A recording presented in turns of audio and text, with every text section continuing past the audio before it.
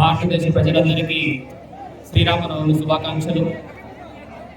మనము ప్రస్తుతం అయోధ్యలో ఉన్నామా అన్నట్టుగా అనిపిస్తూ ఉంది వాతావరణం చూస్తుంటే. దానికి ముఖ్య కారణమైనటువంటి డాక్టర్ ముక్తియార్ బాషా గారికి ముందుగా మనం అందరం ధన్యవాదాలు తెలియజేసుకోవాలి. ఎందుకంటే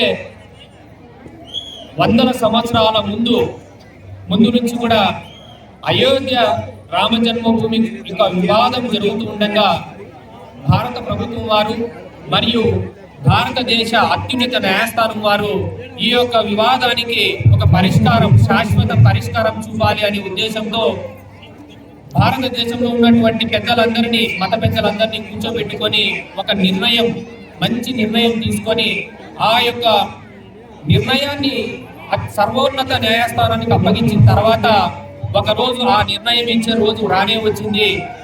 ఆ రోజు మనకు శత్రువులైనటువంటి చాలా మంది కూడా ఈ రోజు భారతదేశంలో ఏదో జరిగిపోతుంది అని కళ్ళప్పగించి చూసిన రోజు.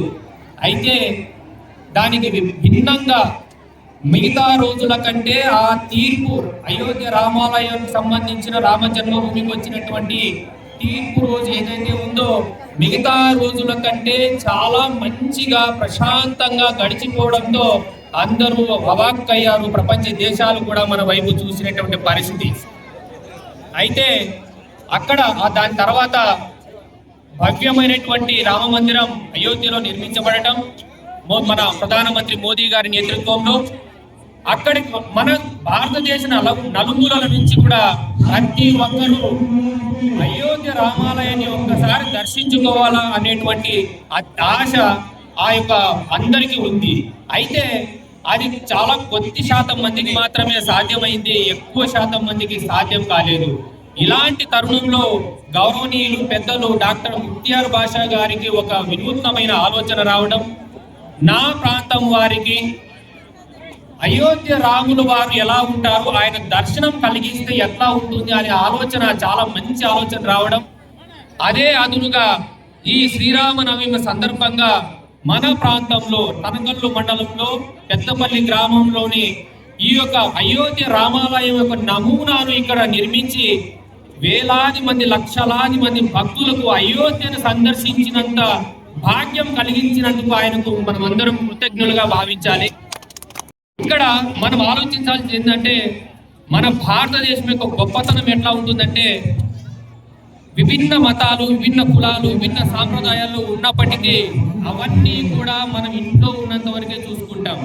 ఒక్కసారి మనం గడప దాటి బయటకు వస్తే మనం అంతా భారతీయులం అని చెప్పుకొని అందరూ కలిసిమెలిసి ఉండడమే ఈ యొక్క భారతదేశం యొక్క గొప్పతనం.